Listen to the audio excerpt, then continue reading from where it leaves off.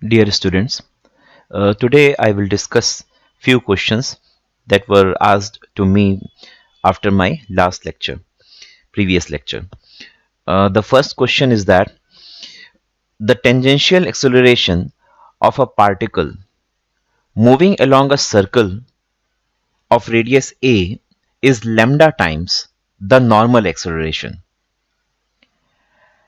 If its speed at certain time is u, prove that it will return to the same point after a time which is mentioned here. Now, what information is given in this particular question to us? First, let us have a look at that. So, the first information is that the tangential acceleration, this tangential acceleration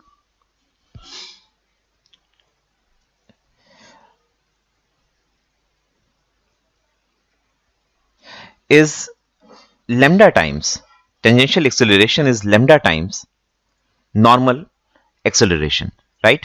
So, we know that the tangential acceleration is, you can say, s double dot, or I have already told you that it is v dv ds, right? So this is our tangential acceleration and it is lambda times normal acceleration, and the normal acceleration is v is given by v square by rho, where rho is the radius of curvature, and in the intrinsic coordinate system rho is ds over d psi, we all know this, and also that v is nothing but ds dt.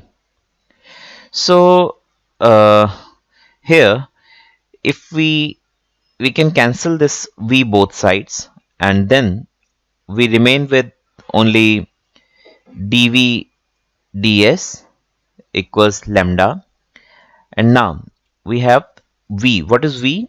V is ds dt and rho is ds d psi. So v by rho, if we divide this v by rho, we will get d psi dt. We will get d psi dt. So what we can do here, yes, this actually, this ds dt, this will become dv equals lambda d psi, and you can say ds dt, and this ds dt is nothing but this is again v. So you can simply write dv divided by v, dv upon v equals lambda d psi. Okay, so from this, if you integrate both sides, you get log of v equals lambda times psi plus another constant, say log of c1, and taking anti-log both sides, we get v equals c1 e to the power lambda psi. Okay, so from here we are getting v equals c1 e to the power lambda psi. Now what other information we have in this question? The second information, so this was the first information. Let me suppose this is I1. I1 is the first information number 1. What is the second information? The second information is that the particle is moving in circle of radius a. So circle of radius a. So this is your I2, second information. And let me see. Yes, its speed at certain time is u, right? Its speed at certain time is u. Prove that it will return to the same point after a time this.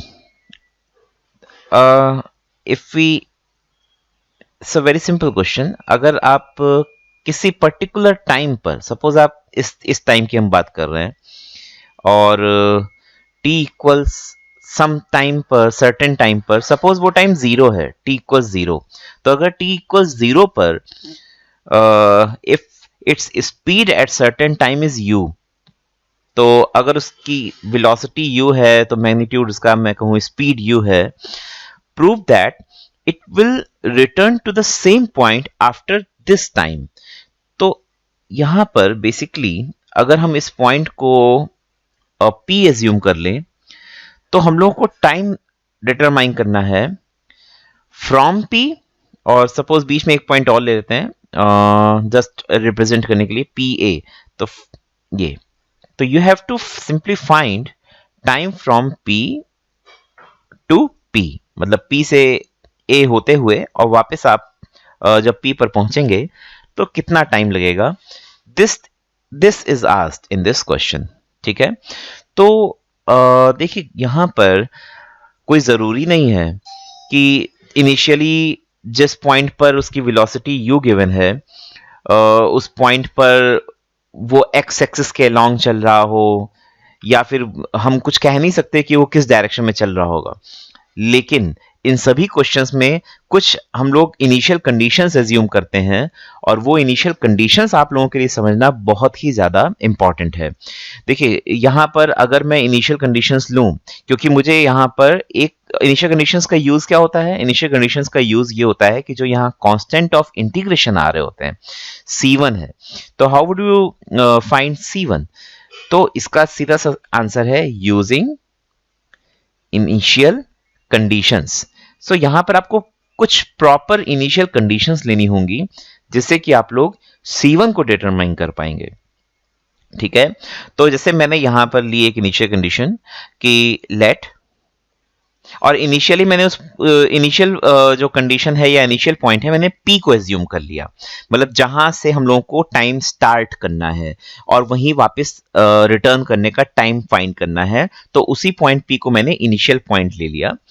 Okay, so let the initial conditions, let the ICs मैं short में लिख दे रहा हूं, let the initial conditions be, वो मैंने ली कि time zero पर साई को मैंने जीरो ले लिया है। अभी मैं ये समझाता हूं कि ये देखिए यहां पर आपको लग रहा होगा कि साई जीरो कैसे मैंने ले लिया, क्योंकि देखिए अगर वैसे आप लोग पढ़ते हैं Sai is the angle between that tangent and the x axis, तो यहां पर तो एक्स एक्सिस आपको इस तरह से दिख रहा है, राइट। और अगर आप एक्स एक्सिस के साथ में इस टेंजेंट का एंगल बना रहे हैं तो वो पता नहीं क्या हो, वो साई जीरो होने का तो कोई मतलब सेंस यहाँ पे नहीं आता है। तो वो भी मैं समझाता हूं कि मैंने कैसे इसको किया। So let the initial condition be t equal zero, psi equal zero, और बताइए वेलोसिटी क्या है। तो वेलोसिटी, इनिशियल वेलोसिटी हम लोगों ने u एज्यूम कर ली है। एज्यूम नहीं कर लिया, हम लोग को जो गिवन है उसी इंस्टेंस को, उसी पर्टिकुलर पॉइंट को हमने इनिशियल पॉइंट लिया है। So the initial velocity automatically becomes u, right. तो फिलहाल अभी एक काम ये कर लेते हैं कि यहां से C1 डिटरमाइन कर लेते हैं, फिर देखते हैं कि ये कैसे लिया। तो C1 डिटरमाइन करने के लिए if we put psi 0 here, we will get e to the power 0, e to the power 0 is 1, and v के प्लेस पर u रखेंगे तो C1 की वैल्यू u आ रही है, और हम लोगों को इसलिए मिला v equals u e to the power lambda psi. So what I got here, I got this question, this important equation. Suppose this equation is star. ठीक है, तो एक इक्वेशन जो मैंने यहां पे हम ऑब्टेन करी है that is v equals u e to the power lambda psi. इस इक्वेशन से मैं आगे प्रोसीड करूंगा। फिलहाल मैं बताने जा रहा था कि हम लोग जब से इनिशियल कंडीशन इस तरह से ले लेते हैं तो इसमें कोई ऐसा नहीं है कि कोई आर्बिट्रेरी तरीके से ले लिया गया ना, ऐसा कुछ नहीं है। आप ये देखिए इस क्वेश्चन में कहीं पर एक्स एक्सिस, वाई एक्सिस या ओरिजिन एटसेट्रा एटसेट्रा ये सारी चीजों को उन्होंने एज्यूम करने के लिए, या कोई पर्टिकुलर आपको कहा नहीं गया है कि एक्स एक्सिस इधर है, वाई एक्सिस, आप अपने हिसाब से आपका जो ओरिजिन है वो you are free to decide, आपका X axis you are free to decide, and your Y axis also you are free to decide. वो आप इस तरह से डिसाइड करिए कि आपकी इनिशियल कंडीशंस बहुत ही सुटेबल हो, इजी हो, और जिससे आपके कॉन्स्टेंट्स डिटरमाइन करने में आपको आसानी रहे। ठीक, तो मैं क्या कर रहा हूं, अगर मैं P पॉइंट को, राइट, P पॉइंट को ओरिजिन ले लूं, P पॉइंट को मैंने, सपोज मैंने P पॉइंट को ओरिजिन ले लिया है, और सॉरी इसको तो सपोज अगर मैं P पॉइंट को ओरिजिन ले लूं और जो U का डायरेक्शन आ रहा है, समझ रहे हैं, जो U का जो डायरेक्शन आ रहा है वो मैंने X एक्सिस ले लिया। तो अगर मैं यहां पर थोड़ी देर के लिए इसको चेंज कर लेता हूं, तो अब ये हमारा जो पॉइंट है, ये पॉइंट हमारा ओरिजिन हो गया, राइट। और ये जो हमारा डायरेक्शन है ये हमारा X एक्सिस हो गया, and this particular direction becomes Y axis. Clear हो गया। तो अब हम क्या कह सकते हैं, अब हम ये कह सकते हैं कि इनिशियली जो पार्टिकल है, मूविंग पार्टिकल, वो ओरिजिन पर है और एक्स एक्सिस के अलोंग मूव कर रहा है। तो जब वो एक्स एक्सिस के अलोंग मूव कर रहा है तो साई कितना हो गया, साई 0 हो गया।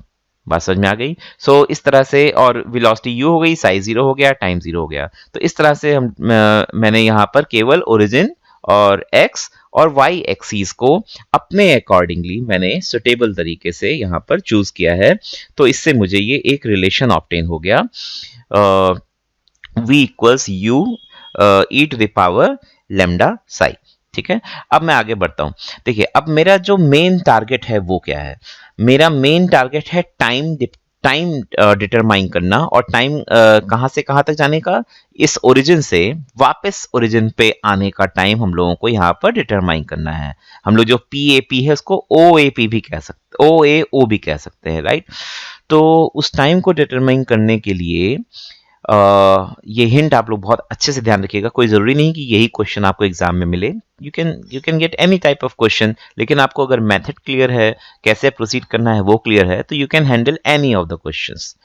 Okay, so if you want to determine time, और वो भी एक सर्टेन डिस्टेंस कवर करने के बाद, कितना डिस्टेंस कवर कर लेंगे, सोचिए। यहां पर एक पॉज ले लीजिए और सोचिए कितना डिस्टेंस कवर ले लेंगे। मैं बताता हूं, देखिए यहां पर अगर आप टाइम की बात करते हैं, टाइम आपको चाहिए P से A और वापस P में आने का, ठीक है। तो P से A और A से P वापस आने का मतलब हो गया पूरी सर्कमफ्रेंस, पूरी परिधि उसने एक चक्कर मतलब पूरा लगा लिया, ठीक है। तो आपको जो टाइम फाइंड करना है, कितना डिस्प्लेसमेंट हुआ। अच्छा, इस पूरे मोशन में डिस्प्लेसमेंट कितना हुआ, डिस्प्लेसमेंट तो 0 है बट डिस्टेंस 0 नहीं है, है ना। P से वापस P पे आ गए तो डिस्प्लेसमेंट 0 है बट डिस्टेंस 0 नहीं है। तो डिस्टेंस उसने कवर किया है 2 pi r, where r is the radius and radius is given, radius is a। तो 2 pi a डिस्टेंस उसने कवर किया है।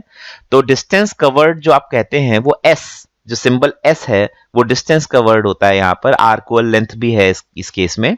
सो s आपका हो जाएगा वापस पहुंच जाने पर s हो गया 2 pi a, और टाइम आप सपोज करिए कि आपको जो टाइम फाइंड करना है वो टाइम सपोज करिए वो टाइम कैपिटल T है, ठीक है। तो फिलहाल हम लोगों को कुछ ऐसा काम करना होगा कि S में और T में रिलेशन निकालना होगा, और जब हम लोगों के पास में S और T का रिलेशन आ जाएगा, वहां से जब हम S की वैल्यू 2 pi a रखेंगे तो सॉल्व करने के बाद में हम लोगों को ये टाइम T निकल जाएगा, ठीक है। तो अभी फिलहाल इस कंडीशन या इस इक्वेशन से हम लोगों को जो हमारा अगला टारगेट है वो है कि किसी तरह से S और T में रिलेशन निकालें, ठीक है। तो देखिए, जो वेलोसिटी u जो है, u तो यहां पर एक कांस्टेंट है, this u is given velocity, it is a constant, but v variable velocity है जो साई के टर्म्स में दी हुई है, और v आपका कितना हो जाएगा, ds upon dt, v is ds upon dt। तो आप क्या कह पाओगे, ds upon dt equals u e to the power lambda psi, ठीक। अगर आप इसे सॉल्व करना चाहेंगे तो जो टेक्निकल प्रॉब्लम है वो है ds is equal to u एक कांस्टेंट है, e to the power lambda psi dt। अब अगर इसे आपको इंटीग्रेट करना है बोथ साइड्स, तो आप तब तक नहीं कर सकते जब तक ये साई आपका हट ना जाए, या जो साई है या तो वो t के टर्म्स में आ जाए या तो वो s के टर्म्स में आ जाए, तभी आप इसे, क्योंकि यहां पर कितने वेरिएबल्स आ जा रहे हैं, 3 आ जा रहे हैं, आपका s डिपेंडेंट हो जाएगा, t इंडिपेंडेंट हो जाएगा और एक साई एक एक्स्ट्रा वेरिएबल है, ठीक। तो इसके लिए क्या करें, तो इसके लिए आप लोगों को जब आप टेंजेंशियल, नॉर्मल एटसेट्रा इन वेलोसिटीज या एक्सेलरेशंस की बात कर रहे होते हैं तो एक छुपी हुई हिंट होती है कि जिस जिस जिस कर्व की आप बात कर रहे हो उस कर्व की इक्वेशन को आप किसी तरह से इन एस और साई के टर्म्स में निकालें, इंट्रिंसिक फॉर्म में निकालें या कार्टेशियन फॉर्म में निकालें। तो कार्टेशियन में तो बहुत आसान है, लेकिन यहाँ पे मुझे सीधे सीधे ऐसा लग रहा है कि अगर मैं इसकी इक्वेशन, इस सर्कल की इक्वेशन को इंट्रिंसिक कोऑर्डिनेट सिस्टम में लिख लेता, इंट्रिंसिक कोऑर्डिनेट सिस्टम में लिख लेता, जैसे कि s as a function of psi लिख लेता या psi as a function of s लिख लेता, तो वहां से मेरा काम आसान हो जाता। क्यों? क्योंकि फिर मैं साई की वैल्यू सीधे एस के टर्म्स में लिखता और फिर आप देखते कि ये वेरिएबल सेपरेबल होकर तुरंत इंटीग्रेट हो जाती, ठीक है। तो मैं क्या करने जा रहा हूं, इस सर्कल की इक्वेशन को ऑब्टेन करूंगा इंट्रिंसिक सिस्टम में। चलिए देखते हैं कैसे कर सकते हैं। देखिए,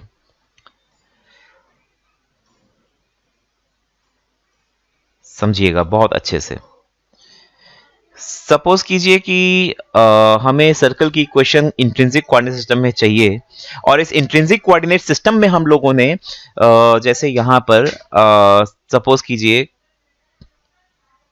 कि ए पर जब हम हैं तो यहां पर साई कितना है, साई यहां पर 0 है और एस कितना है, एस यहां पर 0 है, ठीक है। सपोज एक पॉइंट है ए जहां पर ये अलग सेक्शन में लेके चल रहा हूं, यहां पर मैं इंट्रिंसिक इक्वेशन निकालने की कोशिश कर रहा हूं सर्कल ऑफ रेडियस ए के लिए। This radius is a, right, ठीक है। अब देखिए, आप जानते हैं कि अगर किसी पर्टिकुलर कर्व की इक्वेशन चाहिए तो उसके ऊपर जो मूविंग पॉइंट होता है उसका लोकस, उसका बिंदुपथ डिटरमाइन करते हैं, ठीक है। तो सपोज कीजिए कि किसी पॉइंट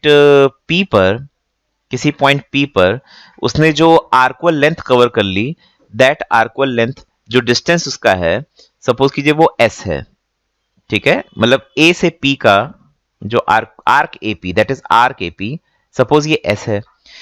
आप लोग ये जानते हैं यहां पर कि जो ये एंगल होता है, suppose this angle is theta, तो आपने पढ़ रखा है कि जो एंगल होता है थीटा वो होता है एस अपॉन ए, होता नहीं है। थीटा इज जो एंगल कवर्ड होता है वो होता है आर्क अपॉन रेडियस, ठीक है।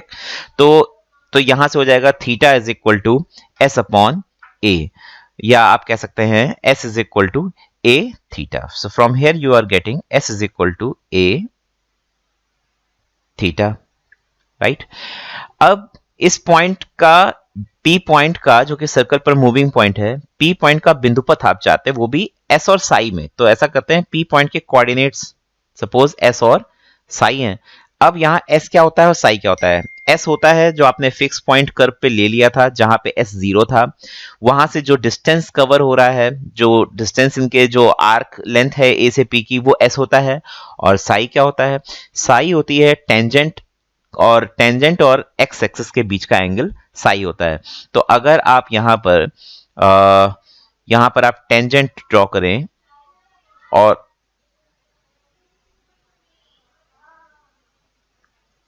तो ये एक्स एक्सिस और ये हो गई टेंजेंट, और जो एंगल आप देख रहे हैं, this angle is nothing but this is your Sai, ठीक है। तो देखिए बहुत आसान है, जितना ये टेंजेंट टर्न करेगी, कितना घूमी ए से पी तक जाने में, ए पर टेंजेंट जो थी वो एक्स एक्सिस के समांतर थी, पैरेलल थी, हमने एज्यूम किया था। और पी पर जाते जाते ये टेंजेंट एक्स एक्सिस से साई एंगल पर आ चुकी है, ठीक है ना। तो जितना ये टेंजेंट टर्न कर रही है, ऑब्वियस सी बात है उतना ही ये नॉर्मल टर्न कर रही होगी। मतलब जो एंगल आप कह सकते हैं कि जो एंगल इस टेंजेंट ने इस सिचुएशन से इस सिचुएशन में बना लिया आने में, जो कि साई एंगल है, उतना ही एंगल ये वाला एंगल भी होना चाहिए, जो कि उन दोनों, you know that the angle between tangents is same as the angle between normal, जितना टेंजेंट टर्न करती है उतना ही नॉर्मल। तो यहाँ पर एक्चुअली ये जो लाइन आप देख रहे हैं, ये ओ ए या ओ पी, ये तो नॉर्मल है और ये टेंजेंट। तो इसलिए जो ये एंगल थीटा हम लोग यहाँ लिख रहे हैं, ये थीटा कुछ और नहीं बल्कि जितना ये टेंजेंट कितना घूमी है, कितना टर्न की है, psi angle. So here we can directly write that this theta will be nothing but this will be equal to psi. So we are getting S equals a psi. ठीक है, तो आप अब आगे से हमेशा ध्यान रखिएगा कि जब आप सर्कल ऑफ रेडियस ए की बात करते हो तो उसकी इक्वेशन है S equals a psi. अगर आप एग्जाम में इसको शो भी कर दोगे तो बहुत अच्छी बात होगी। अगर लॉन्ग आंसर में आता है क्वेश्चन तो आपको काफी अच्छा एक रिस्पॉन्स एग्जामिनर का रहता है कि हाँ एक एक चीज आपने क्लियर की है। So here S equals a psi. So we can write psi. We can write psi is S upon a. So from here we are getting ds equals u e to the power lambda S upon a dt, and from here we are getting e to the power minus lambda s over a, e to the power minus lambda s over a ds equals u dt, या फिर आप u से भी divide कर दें, 1 upon u कर दीजिए। So it will simply become dt here. ठीक, अब हम बोथ साइड्स इंटीग्रेट करेंगे। इंटीग्रेट करने में जो लोअर लिमिट्स हम लेंगे वो होंगी हमारी इनिशियल कंडीशंस। तो इनिशियल कंडीशंस क्या थी? इनिशियल कंडीशंस थी जब टाइम जीरो था तो वो पार्टिकल के लिए t जीरो था, और चलिए उसी में एक चीज और ऐड कर देते हैं, क्या कि s भी जीरो था। तो जब s जीरो था तो s पूरा एक सर्कल कंप्लीट होने के बाद में कितना हो गया? 2 पाई स्मॉल a रेडियस। तो इनिशियली जब आपका टाइम जीरो है उसके कॉरेस्पॉन्डिंग जो s है वो भी जीरो है, और फाइनल टाइम आपको जो डिटरमाइन करना है उसको हमने कैपिटल टी मान रखा है, और कितना डिस्टेंस कवर करने के बाद पूरा एक सर्कल, और पूरा एक सर्कल का मीनिंग हुआ 2 पाई a। ठीक है, so from here we get capital T, this will give you directly your capital T, और इसको आप इंटीग्रेट करोगे तो आपको मिल जाएगा capital T equals 1 upon u e to the power minus lambda s upon a, और फिर s का जो कोफिशिएंट है that is minus lambda upon a, and yes limits 0 to 2 pi a। ठीक, तो यहां से आपको कैपिटल टी क्या मिल गया? 1 upon u, एंड आपको जो इसकी upper limit e to the power 2 pi a upon A 2 pi lambda minus 2 pi lambda, और लोअर लिमिट में आपको e टू द पावर 0 1 मिल रहा है। अगर आप इसको रिवर्स कर लें तो आपका ये माइनस साइन एब्जॉर्ब हो जाएगा और a आ जाएगा ऊपर, a upon u times lambda, और आपने लिमिट्स रिवर्स कर ली तो 1 minus e to the power minus 2 pi lambda. ठीक है, देखिए हम लोग को क्या रिजल्ट चाहिए था। हाँ, a upon lambda U 1 minus E to the power minus 2 pi lambda. So बिल्कुल सही है। अब हम लोग बढ़ते हैं, जो नेक्स्ट जो दूसरा क्वेश्चन पूछा गया था उसकी बात करते हैं।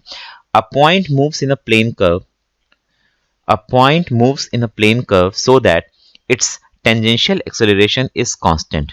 सो here the tangential acceleration, that is you can say s double dot, is constant, say c1. So it is your information number 1, I1, information number 1. And the magnitude of tangential velocity and normal acceleration are in a constant ratio.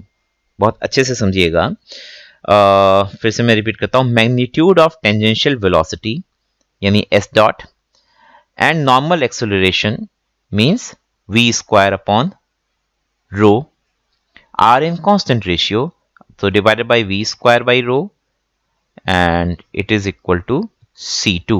So this is your second information of the question, I2. what you have to do is show that the intrinsic equation to find intrinsic equation, वही s और psi में relation of the path, जो particle move करेगा तो जो path वो trace करेगा उस पाथ की इंट्रिंसिक इक्वेशन चाहिए, और आपको प्रूव करना है कि इंट्रिंसिक इक्वेशन होगी s equals a psi square plus b psi plus c, जहां पर a b c suitable constants हैं। ठीक है, तो अब इस क्वेश्चन को कैसे किया जाएगा? तो इसके लिए सबसे पहला काम मैं ये करता हूं कि s dot divided by v square by rho, तो इसको ये जो सेकंड कंडीशन है, अगर इसको मैं सिंप्लीफाई करूं तो आप s डॉट को कह सकते हो v, सीधे v लिख दो और v से एक v कैंसिल होगा, rho upon v is equal to c2, यही मैंने पिछले क्वेश्चन में भी कर रखा है। सो ds अपॉन d psi divided by ds upon dt it will be equal to c2। ठीक है, तो यहां से आप सीधे सीधे क्या कह सकते हो कि आपका ds कैंसिल होगा, d psi by dt some constant आ जाएगा ना, तो आप सीधे सीधे ये लिखो कि d psi बाई dt ये आपका एक कांस्टेंट हो गया, सपोज k। ठीक, now if we integrate this we are getting psi equals k times t plus constant c3। ठीक है, अब देखिए यहां पर फिर psi और t का एक इंपॉर्टेंट रिलेशन आया, लेकिन वही बात है कि कांस्टेंट इसमें जो साथ में आ रहा है, कांस्टेंट की वैल्यू हम लोग कैसे डिटरमाइन करें? तो मैंने आपको पहले ही बताया था कि आप t इक्वल टू 0 पर सीधे psi इक्वल 0 ले लीजिए। कैसे लेंगे? उसके लिए अगर आप एक्सप्लेनेशन देना चाहते हो तो आप ऐसे करो कि सपोज दैट कि initially the let us choose x-axis,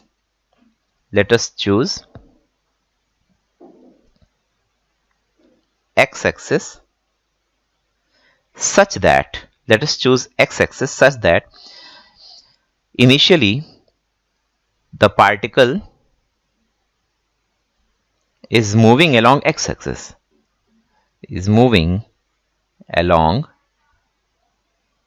x-axis। तो अगर वो पार्टिकल इनिशियली x-axis के अलॉन्ग मूव कर रहा होगा तो सिंपल सी बात है कि जो x-axis होगा वही जो x-axis होगा और वही आपका डायरेक्शन ऑफ मोशन हो गया, और जो इनके बीच में जो एंगल होता है वो तो साई होता है। तो इसलिए जब टाइम 0 हुआ तो जो वेलोसिटी है और x-axis के बीच में जो एंगल है, यानी टेंजेंट और x-axis के बीच में एंगल है, वो 0 हो गया। तो इस तरह से मैंने कहा कि टाइम 0 साई 0 आप ले सकते हैं। If you put t0 Sai 0 here we are getting c30, so directly we got this important relation psi equals k times t। ठीक है, इसको मैंने एज्यूम कर लिया अपनी इक्वेशन से star 1।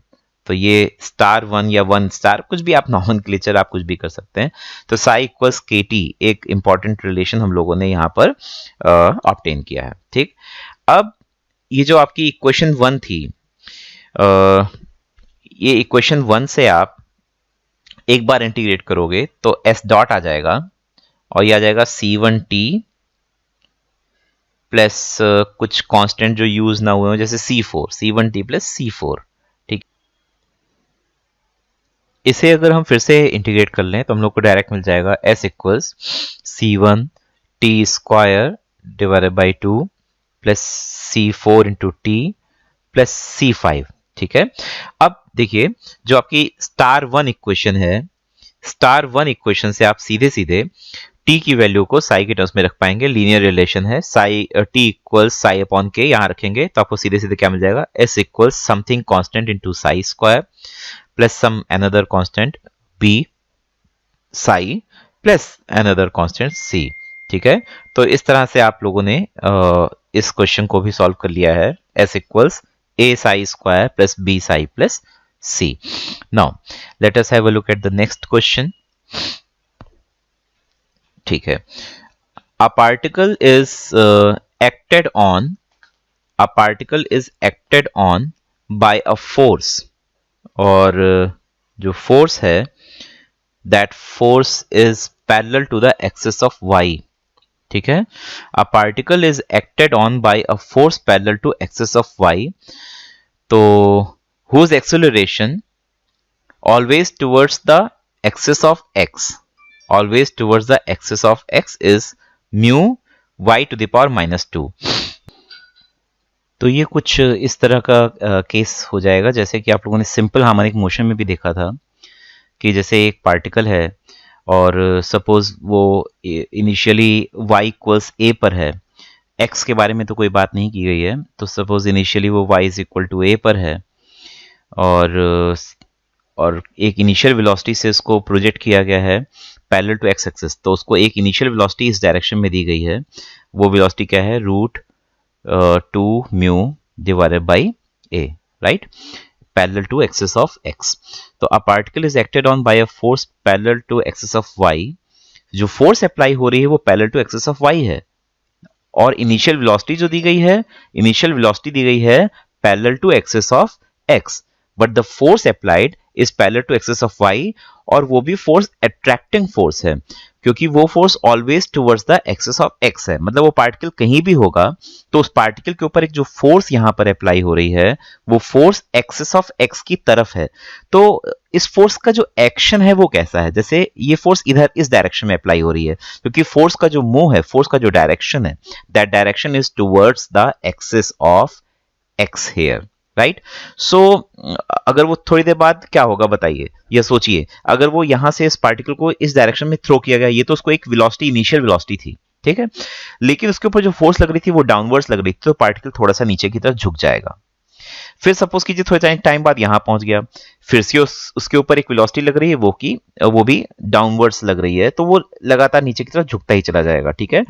Since the force is the nature of the force is such that y is always decreasing with time, y घट रहा है, तो यहां पर हम लोग जैसे हम लोग ने पहले भी पढ़ रखा है कि जो d2y बाई dt स्क्वायर है, जो एक्सेलरेशन है जो कि गिवन है अलोंग y एक्सिस है और mu y to the power -2 given है, यहां पर एक एडिशनल माइनस साइन आ जाएगा जैसा मैंने SHM में समझाया था आप लोगों को, ठीक है।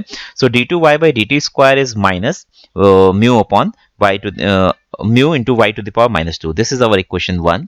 और इक्वेशन 2 की हम बात करते हैं, एक इक्वेशन हम बनाते हैं।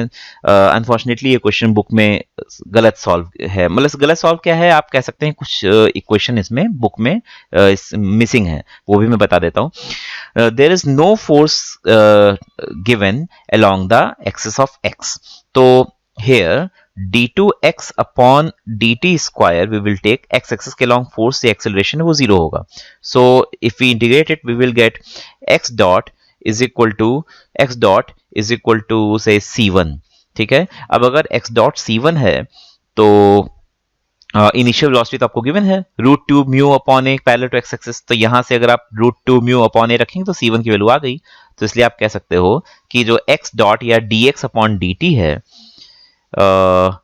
that will become your 2 mu upon a, ठीक है।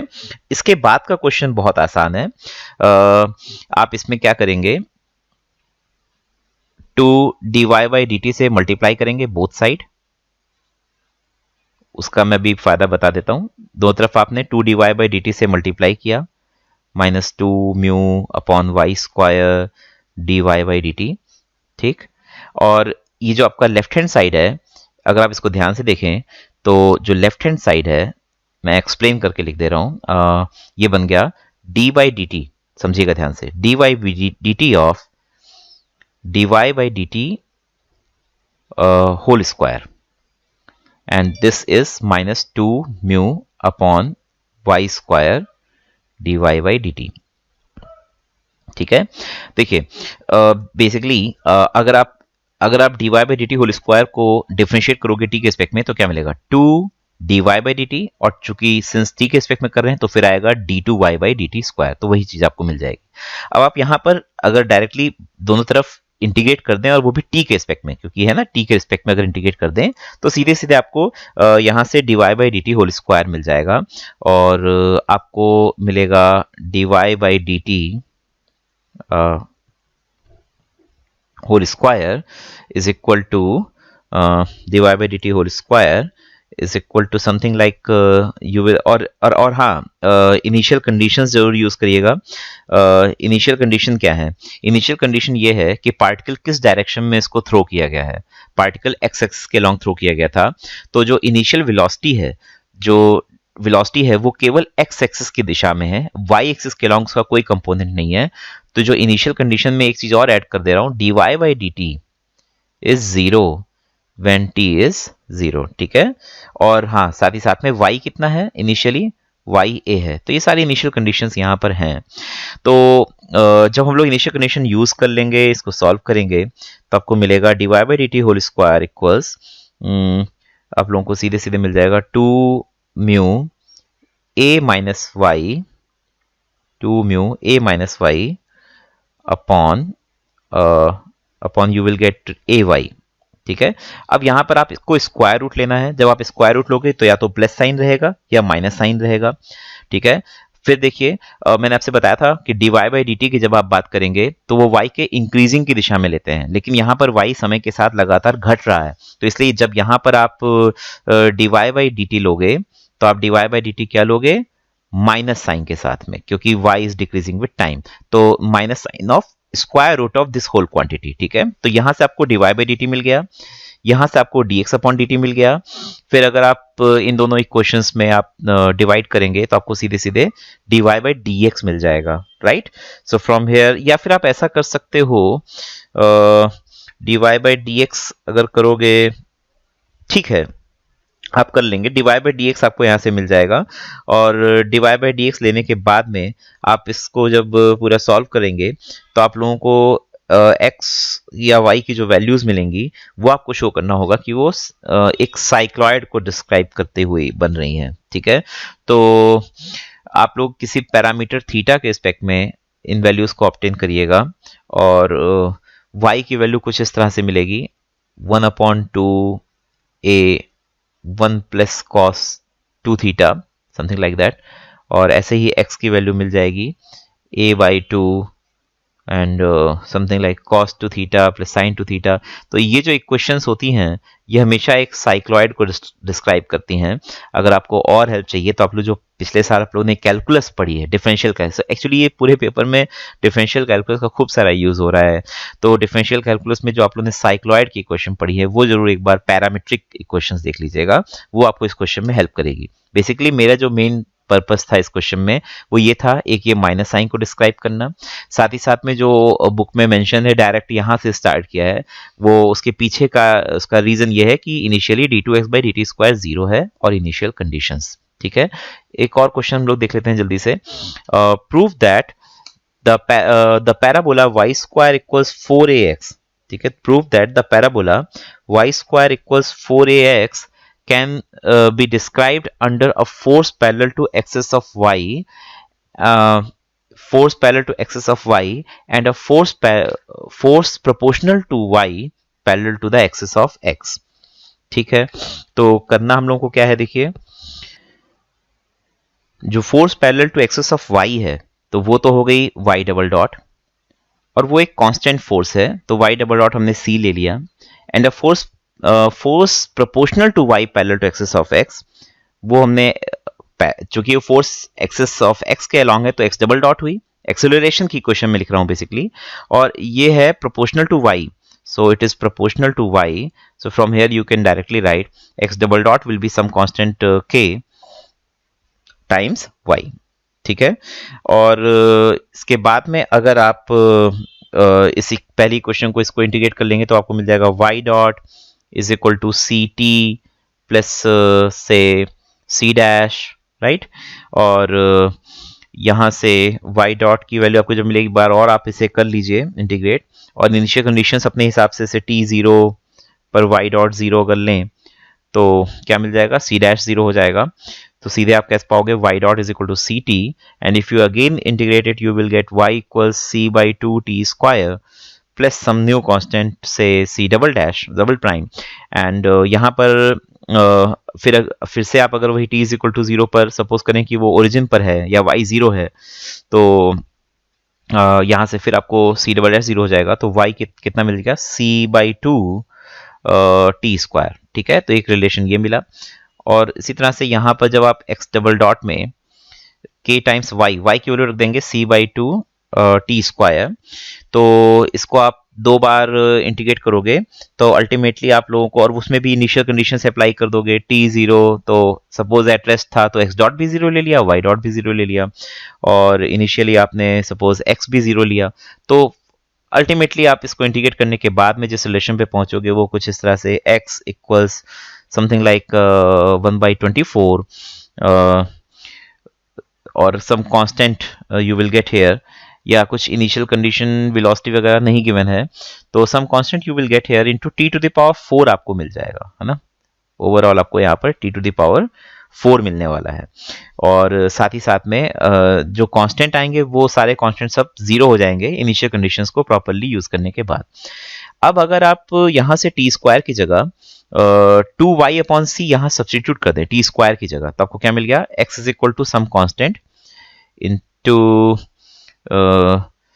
टी स्क्वायर है ना, तो यहाँ t पावर 4 हो रहा है तो स्क्वायर करना पड़ेगा, तो into y square. So from here you are obviously getting y square is equal to 4ax type of equation, and this equation is standard equation of a parabola. वही आपको prove करना था कि वो पैराबोला यहाँ पर डिस्क्राइब होगा। Describe मतलब जब वो पार्टिकल मूव करेगा तो वो एक पैराबोला बनाएगा। ठीक है, तो इस तरह से हम लोगों ने इसको प्रूव कर लिया है। Thank you.